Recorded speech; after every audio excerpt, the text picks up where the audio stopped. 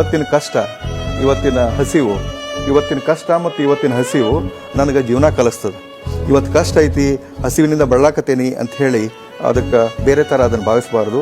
ಯುವಕರಿಗೆ ಹೇಳೋದಿಷ್ಟ, ಯಾರು ಭಾಳಷ್ಟು ಕಷ್ಟಪಡ್ತಾರೋ ಅವ್ರು ಮುಂದೆ ಬರ್ತಾರೆ, ಯಾರು ಕಷ್ಟಪಡೋದಿಲ್ಲ ಅವ್ರು ಮುಂದೆ ಬರೋದಿಲ್ಲ. ಈ ಶಾರ್ಟ್ ಟರ್ಮ್ ಮೆಥಡ್ ಒಟ್ಟು ಇರೋದಿಲ್ಲ. ಯಾವತ್ತೂ ರಾಜಮಾರ್ಗದೊಳಗೆ ಹೋಗ್ಬೇಕು. ದೊಡ್ಡ ದೊಡ್ಡ ಊರಿಗೆ ಹೋಗ್ಬೇಕಂದ್ರೆ, ದೊಡ್ಡ ದೊಡ್ಡ ಮಹಲ್ಗಳಿಗೆ ಹೋಗ್ಬೇಕಂದ್ರೆ, ದೊಡ್ಡ ದೊಡ್ಡ ಅರಮನೆಗೆ ಹೋಗ್ಬೇಕಂದ್ರೆ ಅಲ್ಲಿ ಕಂಟಿದಾರಿ ಮುಳ್ಳುದಾರಿ ಇರೋದಿಲ್ಲ. ರಾಜಮಾರ್ಗದೊಳಗೆ ನಡೆದು ಹೋಗ್ಬೇಕು. ಶಾರ್ಟ್ಕಟ್ ಏನೂ ಇರೋದಿಲ್ಲ. ಅದಕ್ಕೆ ಯಾವುದು ಶಾರ್ಟ್ಕಟ್ ವಿಚಾರ ಮಾಡಲಾರ್ದಂಗೆ ಕಷ್ಟಪಟ್ಟು ಮುಂದೆ ಬರಬೇಕು. ಮತ್ತು ಯಾವುದೇ ನೆಗೆಟಿವ್ ಥಾಟ್ ಇಟ್ಕೋಬಾರ್ದು. ಇದೇನು ಇದಾಗೋದಿಲ್ಲ ಮಾಡೋದಿಲ್ಲ ಅನ್ನುವಂಥದ್ದು ಇಟ್ಕೋಬಾರ್ದು. ಮನುಷ್ಯ ಮನಸ್ಸು ಮಾಡಿದ್ರೆ 1 ಗಂಟೆ 10 IAS ಮಾಡ್ಬೋದು. ಒಬ್ಬ ವ್ಯಕ್ತಿ ಹುಟ್ಟಿದ ಮೇಲೆ ದೇವರು ಹುಲ್ಲು ಮೇಯಿಸೋದಿಲ್ಲ ಅನ್ನುವಂಥದ್ದನ್ನ ನಂಬಿ ಬಂದವರು ನಾವು.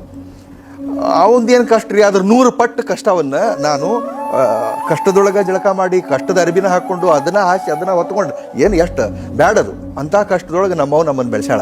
ಅಷ್ಟು ತ್ರಾಸಿನೊಳಗೆ ನನ್ನ ಸ್ನೇಹಿತರಿಗೂ ಗೊತ್ತು, ನನ್ನ ಕ್ಲಾಸ್ಮೇಟ್ಸಿಗೂ ಗೊತ್ತು, ನನ್ನ ಇಡೀ ಓಣಿ ಒಳಗೆ ಎಲ್ಲರಿಗೂ ಗೊತ್ತು. ಅದಕ್ಕೆ ನಾನು ಅವ್ನಿಗೆ ಹೇಳಿದೆ, ನೀ ಹೋಗು, ಅಲ್ಲಿ ನಮ್ಮ ಓಣ್ಯಾಗ ಒಂದು 4 ಮಂದಿನ ಕೇಳಿಬಾ, ಬೆಳಗ್ಗೆ ಮಾಂತು ಅಂದ್ರೆ ಏನಂತೇಳಿ ಹೇಳ್ತಾರೆ ನಿನಗೆ, ನೀನು ಇಂಥದಕ್ಕೆಲ್ಲ ಹೆದರಬಾರ್ದು, ಎಂಥ ಗಂಡಸು ಅಂತ ಹೇಳಿ ಹೇಳಿದೆ. ಪ್ಲಸ್ ತಾಯಿಯರ ಅಂಥ ತಾಯಿ ಏನ್ರಿ, ಒಬ್ಬ ತಾಯಿ ಮಗುವಿಗೆ ವಿಷ ಕುಡಿ ಅಂತ ಹೇಳ್ತಾರ, ಅಥವಾ ವಿಷ ಕುಡಿಬೇಕಂತ ಸುಮ್ಮನೆ ಇರ್ತಾರ, ತೆಗೆದು ನಾ ಕೊಡೋದಿಲ್ಲ ತಾಯಿ ಅದಕ್ಕೆ. ಅದಕ್ಕೆ ನೀ ಎಂಥ ತಾಯವ ಅಂತ ಕೇಳಿದೆ. ಸ್ಪಷ್ಟವಾಗಿ ಹೇಳ್ತೇನೆ, ಯಾವತ್ತೂ ಹುಟ್ಟಿದ ಮೇಲೆ ಈಸ್ಬೇಕು, ಇದ್ದು ಜಯಿಸ್ಬೇಕು. ರೈಟ್, ಏನಾರ ಮಾಡಿ ಬದುಕಬೇಕು. ಸಾಧನೆ ಸಿದ್ಧಿಗೆ ರಂಗ್ ಇಂಪಾರ್ಟೆಂಟ್ ಅಲ್ರಿ. ಒಬ್ಬ ಹಮಾಲ ಫೇಮಸ್ ಆಗ್ತಾನೆ, ಒಬ್ಬ ಕಸ ಹೊಡಿಯೋ ಫೇಮಸ್ ಆಗ್ತಾನೆ. ಹೌದಾ ಇಲ್ಲ? ಮುನ್ನಾಬಾಯಿ ಸಿನಿಮಾ ನೋಡಿರಿಲ್ಲ? ಅದ್ರೊಳಗೆ ಕಸ ಹೊಡಿಯೋ ಮುದುಕ ಭಾಳ ಫೇಮಸ್ ಆಗ್ಯಾನ. ಹೌದಾ? ಶ್ರದ್ಧೆಯಿಂದ ಕಸ ಹೊಡಿತಿದ್ದಾವ. ಅದಕ್ಕೆ ಅವ್ರಿಗೆ ಹೇಳೋದು ಇಷ್ಟೇ, ಎಲ್ಲ ಜನರಿಗೆ, ಬಡತನ ಅದೇನೇನು ಶಾಶ್ವತ ಅಲ್ಲ, ಅದನ್ನು ಮೀರಿ ನಿಲ್ಬೋದು. ಆದ್ರೆ ನಮ್ಮ ವ್ಯಕ್ತಿತ್ವ ಏನೈತಲ್ಲ ಅದು ಶಾಶ್ವತ. ಬಾಲ್ಯ ಭಾಳ ಕಷ್ಟದಾಯ್ಕಿತ್ತು ರೀ. ಅದನ್ನು ಈ ಒಂದು ಸಣ್ಣ ಇಂಟರ್ವ್ಯೂನೊಳಗೆ ಹೇಳೋಕ್ಕಾಗೋದಿಲ್ಲ. ಬರೆದ್ರೆ ಸಂಪುಟಗಳಷ್ಟು ಪುಸ್ತಕ ಹಾಕಾವ. ಆದ್ರೆ ಒಂದು ಸ್ವಲ್ಪ ಹೇಳಕ್ಕೆ ಇಷ್ಟಪಡ್ತೀನಿ. ಬಹಳಷ್ಟು ಕಷ್ಟ.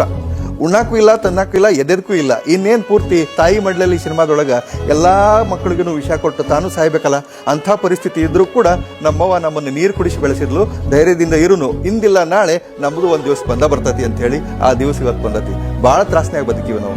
ನನಗೆ ಹಾಕೊಳಕ್ಕೆ ಚಪ್ಪಲ್ ಇಲ್ಲದೆ ಯೂನಿವರ್ಸಿಟಿ ಒಳಗೆ PG ಮಾಡೀನಿ. ಗೋಲ್ಡ್ ಮೆಡಲ್ ತೊಗೊಳತ್ನಾಗ ಮತ್ತೊಬ್ಬರು ಬೂಟ್ ಹಾಕೊಂಡು ಗೋಲ್ಡ್ ಮೆಡಲ್ ತೊಗೊಂಡೇನಿ. ಮತ್ತೊಬ್ಬರು ಕೋಟ್ ಹಾಕೊಂಡು, ಮತ್ತೊಬ್ಬರು ಅರ್ಬಿ ಹಾಕೊಂಡು ಸಾಲಿ ಕಲ್ತೀವಿ. ಭಾಳಷ್ಟು ಕಷ್ಟ.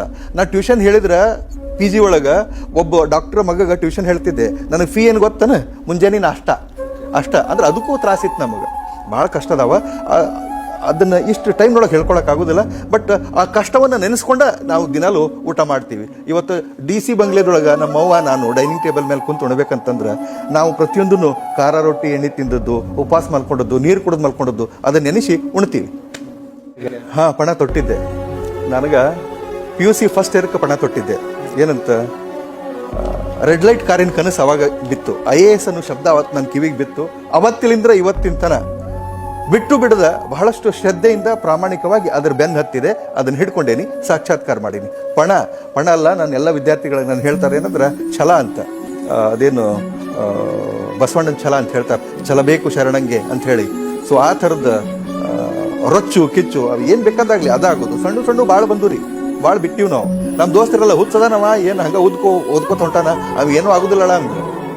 ಇವತ್ತು ಇದಾಗೇನಿ ನಮ್ಮ ದೋಸ್ತರೆಲ್ಲ ಸೆಲೆಬ್ರೇಟ್ ಮಾಡಿ ನನಗೆ ನಮ್ಮ ರಾಮದುರ್ಗದೊಳಗೆ ಎಂಥ ದೊಡ್ಡ ಕಾರ್ಯಕ್ರಮ ಮಾಡಿ ನನಗೆ ಸನ್ಮಾನ ಮಾಡಿದ್ರು. ನಿಮಗೆ ಯಾವ ವಯಸ್ಸಿನಾಗ ಅನಿಸ್ತು ಸರ್? ನಾನು ಈ ಥರ PUC ಫಸ್ಟ್ ಇಯರ್ ಇದ್ದಾಗ, ಮ್ಯಾಟ್ರಿಕ್ ಮುಗಿಸಿ ಫಸ್ಟ್ ಇಯರ್ಗೆ ಜಾಯ್ನ್ ಆದ್ನಲ್ಲ, ಅವಾಗ ನಮ್ಮ ಸರ್, ನಾನು ಸೈನ್ಸ್ಗೆ ಹಚ್ಚಿದ್ದೀನಿ ರೀ. ಫಸ್ಟ್ ಕ್ಲಾಸ್ ಆದ್ಮೇಲೆ ಸೈನ್ಸ್ಗೆ ಹಚ್ಚಿಬಿಡುದು. ನಾನು ಹಚ್ಚಿದ್ನಿ. ಫೀ ತುಂಬಕ್ಕಾಗಲಿಲ್ಲ. ಬರೀ 260 ರೂಪಾಯಿ ಇತ್ತು, 65 ರೂಪಾಯಿ ಫೀ ತುಂಬಕ್ಕಾಗಲಿಲ್ಲ. 1-2 ತಿಂಗಳು ಸಾಲಿಗೆ ಹೋಗಿ ಆಮೇಲೆ ಫೀ ತುಂಬಲಿಲ್ಲ ಅಂದ್ರೆ ಬಿಟ್ಟು ಬಿಡು ಅಂತಂದ್ರು. ನಮ್ಮ ಮನ್ಯಾಗ ಜಗಳ ತೆಗೆದಿ ಕೊಡ್ರಿ ಅಂತೇಳಿ. ಎಲ್ಲಿಂದ ಕೊಡ್ತಾರೆ? ಸಾಲಿನ ಬಿಟ್ಟು ಬಿಡ್ನಿ ಅಂದ್ರು. ಅದಕ್ಕೆ ಆರ್ಟ್ಸಿಗೆ ಹಚ್ಚು, ಫೀ ಕಡಿಮೆ ಐತಿ ಅಂತ. ಮುಂದೆ ಏನಾರು ಒಳ್ಳೇದಾಕತ್ತೆ ಅಂತಲ್ಲ, ಕಾಲೇಜಿಗೆ ಹೋಗ್ಬೇಕು ಅನ್ನೋ ಆಸೆ ಇದ್ರೆ, ಚಟ ಇದ್ರೆ ಹೋಗು, ಆದ್ರೆ ಆರ್ಟ್ಸಿಗೆ ಹಚ್ಚು, 30 ರೂಪಾಯಿ ಐತೆ ಅಲ್ಲಿ ಅಂತ. ಸೊ 30 ರೂಪಾಯಿ ಫೀ ಕೊಟ್ಟು ಅಲ್ಲಿ ಸಾಲಿಗೆ ಹಚ್ಚಿರ ನಂದ ಹೋದ್ನಿ. ಅಲ್ಲಿ ನಾನು ಸ್ವಲ್ಪ ಶಣೆ ಇದ್ದೀನಿ ಅಂತ ಮ್ಯಾಟ್ರಿಕ್ ಕನ್ಸಿತ್ತು ಲಾಸ್ಟಿಗೆ.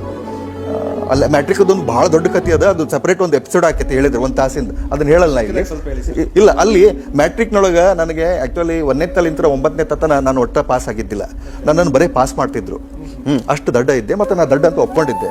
ಆದ್ರೆ ಒಂದು ಇವೆಂಟ್ನೊಳಗೆ ನಮ್ಮ ಎಲ್ಲ ಸ್ನೇಹಿತರು ಒಂದು ಸಲ 6 ತಿಂಗಳ ಪರೀಕ್ಷೆ ಸಮೀಪ ಬಂದಾಗ ನೀ ಎಷ್ಟು ತಾಸು ಓದ್ತಿಲೆ ನಿಂದು ಎಷ್ಟಲೆ ಅಂತ ಚರ್ಚೆ ಮಾಡಾಕತ್ತಿದ್ವಿ ನಾವು.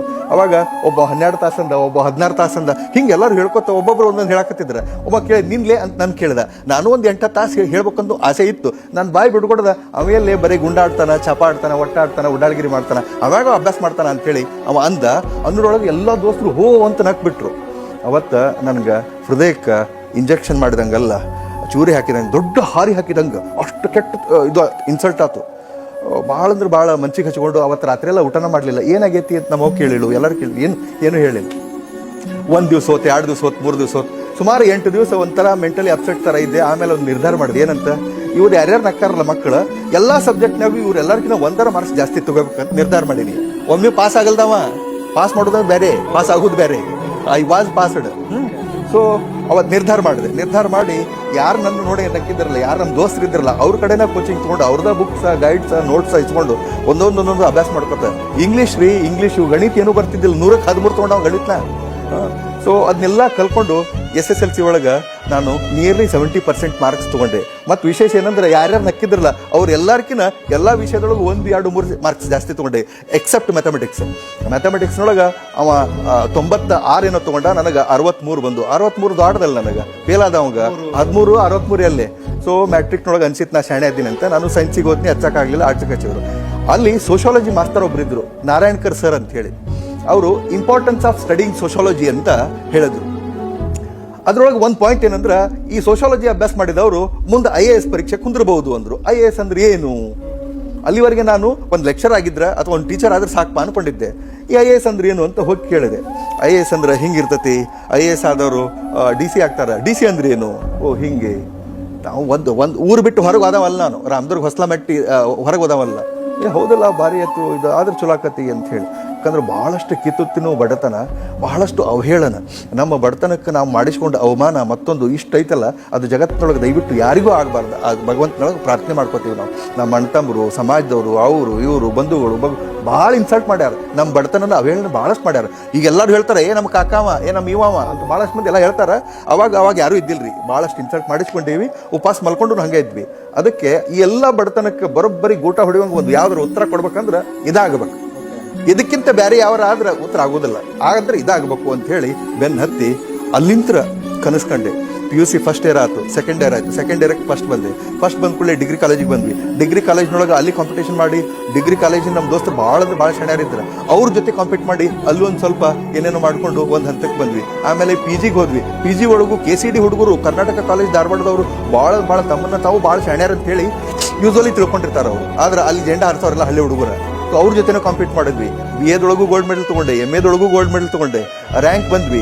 ಅದಾದಮೇಲೆ ಒಂದು ಕಡೆಗೆ ಲೆಕ್ಚರ್ ಅಂತ ಶುರು ಮಾಡಿದ್ವಿ. ನನ್ನ ಜರ್ನಿ ಭಾಳಷ್ಟು ವಂಡರ್ಫುಲ್ ಜರ್ನಿ, ಅದನ್ನು ಕಂಟಿನ್ಯೂಸ್ ಆಗಿ. ಬಟ್ ಈ ಜರ್ನಿ ಒಳಗೆ ಆ ರೆಡ್ ಲೈಟ್ ಕಾರಿನ ಕನಸು ಒಟ್ಟ ಮರ್ತಿದ್ದಿಲ್ಲ. I tried to come at least 1 inch near that red light car every year. ಪ್ರತಿ ವರ್ಷ ಇಷ್ಟಿಷ್ಟರ ಸಮೀಪ ಬರ್ಕೋತ ಈ ಹಂತಕ್ಕೆ ಬಂದೀನಿ. ಇನ್ನೂ 15 ವರ್ಷ ಸರ್ವಿಸ್ ಐತಿ. ಆ ಸರ್ವಿಸ್ನೊಳಗೆ ಜನರಿಗೆ ಮತ್ತು ಸಮಾಜಕ್ಕೆ, ಬಂಧು ಬಳಗಕ್ಕೆ, ಯಾರ್ಯಾರಿಗೆ ಏನೇನು ಒಳ್ಳೇದು ಮಾಡಬೇಕಲ್ಲ ಅಷ್ಟೂ ಮಾಡಿ ಹೋಗ್ಬೇಕು ಅಂತ ಖುಷಿ ಅನ್ನಿಸ್ತತಿ ಈಗಿನ ಪೊಸಿಷನ್.